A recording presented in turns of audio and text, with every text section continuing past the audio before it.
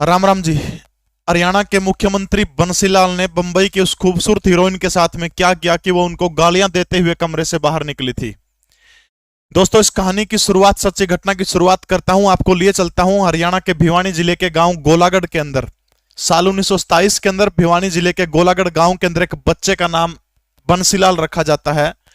1927 में जन्मे बंसीलाल धीरे धीरे जब आगे बढ़ते हैं तो युवा अवस्था के अंदर लोहारू प्रजामंडल के सचिव नियुक्त होते हैं। और जो राजनीति जो है, राजनीति यहीं से उनके खून में चली जाती है। उसके बाद भिवानी बार एसोसिएशन के अध्यक्ष वो बनते हैं, यानी वकील के रूप में अपना काम करते हैं।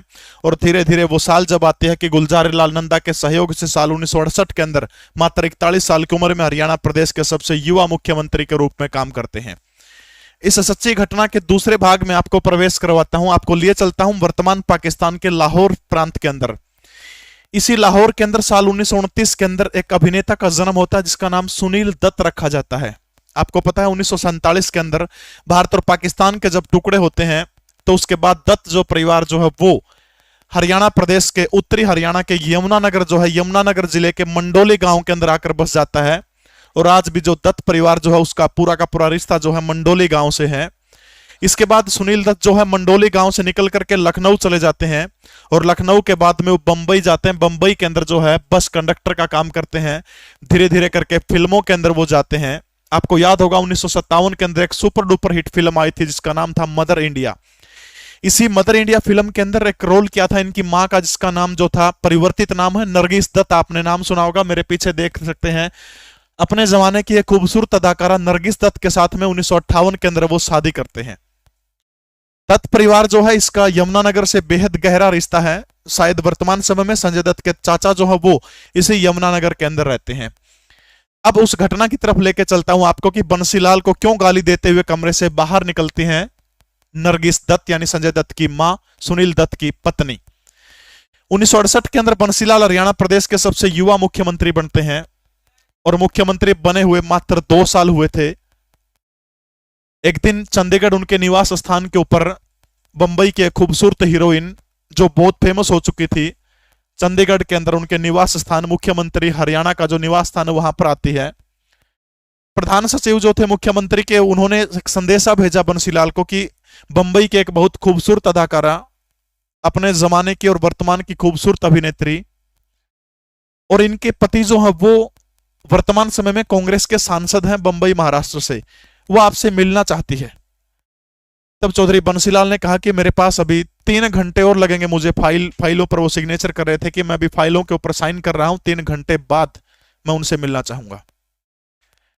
अब 3 घंटे, 2 ढाई घंटे हुए थे। नरगिस दत्त को यह चीज अच्छी नहीं लगी क्योंकि वो कहां बंबई के अंदर बड़े लेवल के ऊपर थी। वो चली जाती है और जाते समय कमरे से गालियां बकती है कि एक मूर्ख व्यक्ति को हरियाणा प्रदेश का मुख्यमंत्री बना दिया। दरअसल वो इस काम के लिए बंसीलाल के पास आई थी कि यमुनानगर का मंडोली गांव जो है, जहां पर इनका परिवार पाकिस्तान से आकर के बसा था, वहां पर अपने सास ससुर की समाधि जो है वो समाधि दूर खेतों में थी। और उस समाधि से जो गांव से खेत की तरफ जो रास्ता जाता, उस रास्ते में बहुत सारी झाड़ियां थी, 2-3 किलोमीटर का वो रास्ता था। और वो ये चाहती थी कि 1-2 दिन बाद एक कार्यक्रम था उसकी सास ससुर के ऊपर, उस समाधि जो थी वहां पर एक कार्यक्रम था कि उस कार्यक्रम के अंदर रास्ते में जो झाड़ियां जो हो, उन झाड़ियों को काट करके वहां पर पानी का छिड़काव अगर हरियाणा सरकार कर दे तो बंबई से बहुत सारे हीरो वहां पर उनके समाधि के ऊपर फूल चढ़ाने के लिए आ रहे थे। गुस्से में चौधरी बंसीलाल को गालियां बकते हुए नरगिस दत्त बंबई चली जाती है। अब 3 घंटे निपट जाते हैं। 3 घंटे बाद जब चौधरी बंसीलाल फाइलों के ऊपर सिग्नेचर करके जैसे फ्री होते हैं तो अपने प्रधान सचिव को बुलाते हैं, बुलाकर कहते हैं कि बुलाइए उस खूबसूरत हीरोइन को। तब वो कहता है जी वो तो चलेगी, गालियां देते हुए कि हरियाणा का एक मूर्ख मुख्यमंत्री है हरियाणा प्रदेश का। बोला क्या काम आई थी? काम जब बताया गया कि इस तरह समाधि है और वहां पर झाड़ियां हैं, 3 किलोमीटर वो कटवा के वहां पर पानी का छिड़काव करवाना है। बोला परसों प्रोग्राम है, जो उनके प्रधान सचिव ने बताया कि सिर्फ 1 दिन बाकी है।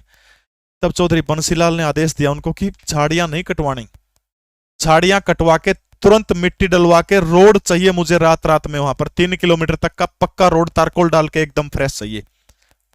पसीने आगे प्रशासन को, लेकिन रातों रात काम करके 24 घंटे के अंदर जो है मंडोली गांव से जहां तक वो जो समाधि जो थी वहां तक पूरा का पूरा रोड बनवा दिया। अब अगले दिन सुबह जो है बंबई से वो चले हुए थे, कहीं होटल वगैरह में रुके हुए थे। जैसे ही वो गांव से होते हुए समाधि की तरफ वहां जाने लगे तो देखा यार रोड है, लेकिन बड़े लोगों सोचा किसी ने पता नहीं क्या बना दिया होगा। नरगिस दत्त अपने जो कार्यक्रम था कार्यक्रम करके चले जाते हैं। दोस्तों आपको याद होगा कि 1975 के अंदर इंदिरा गांधी जब हिंदुस्तान की प्रधानमंत्री हुआ करती थी तब इमरजेंसी लगी थी, आपातकाल इंदिरा गांधी ने लगाया था। और उसी आपातकाल के दौर में चौधरी बंसीलाल 1968 से 1975 तक हरियाणा प्रदेश के मुख्यमंत्री थे। बाद में उनसे इस्तीफा ले लिया जाता है और उनको भारत का रक्षा मंत्री बना दिया जाता है। जैसे ही आपातकाल समाप्त होता है उसी के दौरान बंसीलाल को राज्यसभा का सदस्य नियुक्त कर दिया जाता है। सौभाग्य की बात देखिए, एक दिन राज्यसभा के अंदर चौधरी बंसीलाल गए हुए हैं और उधर से नरगिस दत्त जो संजय दत्त की मां वो भी राज्यसभा की सांसद है। और सौभाग्य से दोनों की चेयर जो थी राज्यसभा के अंदर बिल्कुल पास पास हैं। ऐसे ही बातों बातों में पूछ लिया कि आप, कहा कि मैं हरियाणा से हूं। तब नरगिस दत्त उनको कहती है कि यार एक ऐसा मूर्ख मुख्यमंत्री बनाया था हरियाणा का तो, कि मैं कांग्रेस सांसद की पत्नी होते हुए और इतनी बड़ी अभिनेत्री होते हुए उनसे मिलने गई थी, मुझे मिलने का टाइम नहीं दिया। चौधरी बंसीलाल बोले कि क्या काम था आपको उस मूर्ख व्यक्ति से? बोला काम तो कुछ नहीं था, बस वो झाड़ियां कटवानी थी, झाड़ियां कटवा के समाधि तक जाना था, पानी का छिड़काव करवाना था। बोले मैडम रोड तो बनवा दिया था एक की रात में। बोले अच्छा उसे ना बनवाया था? बोले हाँ उसे ना बनवाया था। तब नरगिस दत्त कहती है कहाँ रहते हैं, मुझे मिलना है। बोला जी वो मैं हूं।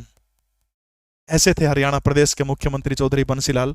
दोस्तों सच्ची घटना आपको कैसी लगी कमेंट जरूर करिएगा और इस चैनल को सब्सक्राइब लाइक जरूर करें। जय हिंद, भारत माता की जय।